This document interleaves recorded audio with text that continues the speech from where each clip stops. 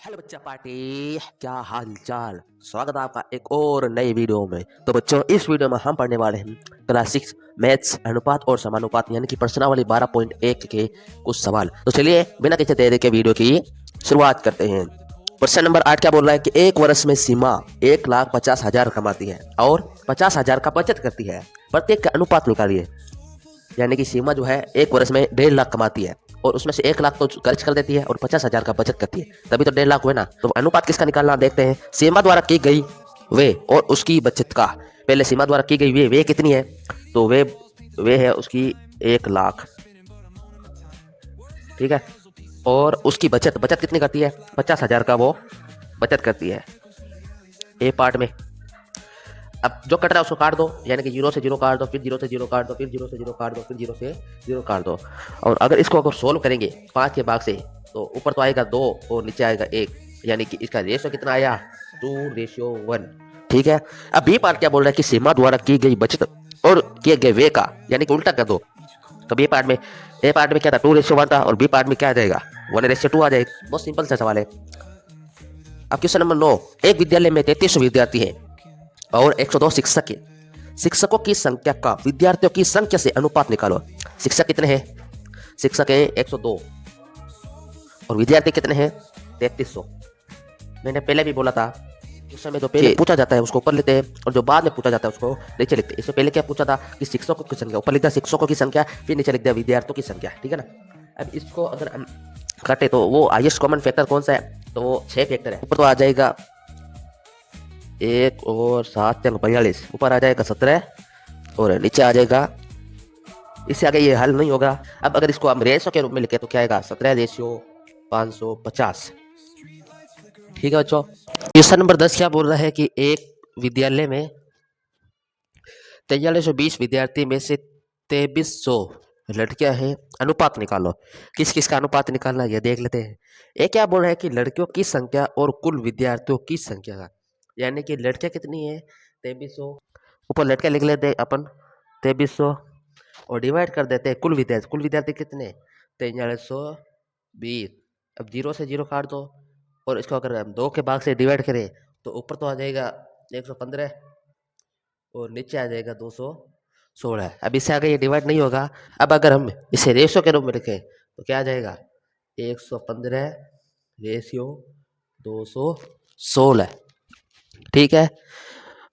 और इसका part B और पार्ट सी आपके लिए होमवर्क है, यानी कि 10वें क्वेश्चन का बी पार्ट और सी पार्ट और 11वां क्वेश्चन पूरा आपके लिए होमवर्क रहेगा। और कमेंट में इसका आंसर मुझे बता देना, ठीक है। अब बढ़ते हैं अगले क्वेश्चन की ओर। क्वेश्चन नंबर 12 क्या कह रहा है कि एक दर्जन पेन का मूल्य 180 रुपीज है और 8 बॉल पेन का मूल्य ₹56 है। पहले एक दर्जन पेन में कितने पेन होते हैं, 12, और का मूल्य कितना 180, 180 से डिवाइड कर देंगे 12 को, तो इसका आंसर आ जाएगा 15, यानी कि एक पेन का मूल्य कितना है 15। 8 बॉल पेन का मूल्य ₹56 है, यानी कि एक बॉल पेन का मूल्य निकाल लेते हैं जो आगे आएगा 7। अब अगर हम इसको रेशो के रूप में लिखें तो ऊपर तो आएगा 15 और नीचे आएगा 7 और रेशियो क्या आ जाएगा 15:7। अब प्रश्न नंबर 13 बोल रहा है कि कथन को देखे एक हॉल की लंबाई व चौड़ाई का अनुपात 2:5 है। निम्न सारणी को पूरा करें जो कि हॉल की संभवतः चौड़ाई व लंबाई को दर्शाती है। ये सारणी है, इसको अपन से कोई लेना देना नहीं है, ये तो ऐसे कंफ्यूज करने के लिए है। यानी क्या बोल रहा है, हॉल की चौड़ाई मीटर में, हॉल की लंबाई वो भी मीटर में। वह लंबाई देख लेते 25 और इधर है 50। अब 25 में क्या चेंज करें कि सामने 50 आ जाए, क्या चेंज करे बोलो। तो आप बोलोगे सर कुछ नहीं करना, 2 से मल्टीपल कर दो, 25 को 2 से मल्टीपल कर दो तभी तो 50 आएगा। उसी प्रकार जैसे नीचे 25 को 2 से मल्टीपल किया है, सेम 10 को भी, यानी कि अंश हो रहा है, दोनों में सेम चीज से ये मल्टीपल या डिवाइड होना चाहिए। तो नीचे तो 2 से मल्टीपल किया, ऊपर भी 2 से मल्टीपल करेंगे तो कितना आएगा, ऊपर तो आ जाएगा 20, ऊपर कितना आएगा 20, ठीक है ना। अब 20 के सामने 40 है, यानी कि 20 को अगर हम 2 से मल्टीपल करेंगे फिर तो 40 आएगा। उसी प्रकार 50 को भी 2 से मल्टीपल करेंगे तो कितना आएगा 100, यानी कि इसका ओवरऑल आंसर की बात करें तो ऊपर आ जाएगा 20 और नीचे आ जाएगा 100, ठीक है। अब आखिरी 3 प्रश्न बच्चे हैं, उसमें से 2 आपके होमवर्क है और ये लास्ट क्वेश्चन करा रहा हूं मैं कि प्रश्न नंबर 14 बोले कि शीला और संगीता के बीच 20 पेनों को 3:2 में बांटो। अगर ऐसा क्वेश्चन आ जाए ना तो ज्यादा ट्रिक बताता हूँ, उस ट्रिक से आपके ऐसे वाले क्वेश्चन चुटकिया में 16 आ जाएंगे, ठीक है ना। वो ट्रिक क्या है कि पहले तो रेशियो को जोड़ लो आपस में। रेशियो कितने हैं 3 प्लस 2, इसको अगर हम जोड़ेंगे तो 5 आएगा। ठीक है, अब क्या बोला, शीला और संगीता के बीच 20 पेनों को 3:2 में बांटो। शीला के कितने 3, उन 5 हिस्सों में तो 3 हिस्से तो शीला के हैं। ठीक है, और 2 हिस्से किसके हैं,